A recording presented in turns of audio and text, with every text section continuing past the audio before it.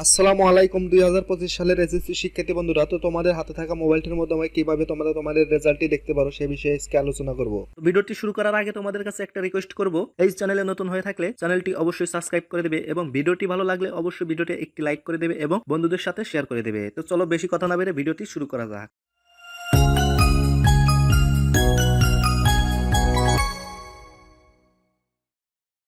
তো আমি সর্বপ্রথম চলে যাব গুগল ক্রোমে আসার পর আমরা এখানে সার্চ বারে লিখবো এডুকেশন বোর্ড বাংলাদেশ। তো আমি এডুকেশন বোর্ড বাংলাদেশ লিখে সার্চ করলাম, করার পর এখানে দেখতে পাচ্ছ দ্বিতীয় নাম্বার যে ওয়েবসাইটটি এখানে আছে, যে দেখতে পাচ্ছ এডুকেশন বোর্ড বাংলাদেশ দ্বিতীয় নাম্বার ওয়েবসাইট। তো এখানে ক্লিক করে দেবে। করার পর এখানে দেখতে পাচ্ছ ওয়েবসাইটটি ওপেন হয়েছে। তো আমরা এখানে দেখতে পাচ্ছ এক্সিবিশনে এখানে ক্লিক করে তোমরা এখানে এসএসসি দাখিল সিলেক্ট করে দিবে। দেওয়ার পরে তোমরা দেখতে পাচ্ছ সিলেক্ট ওয়ান এখানে ক্লিক করবে। করার পর এখানে তোমরা 2025 সাল এসএসসি রেজাল্ট দেখার জন্য 2025 সাল এখানে সিলেক্ট করে দিবে।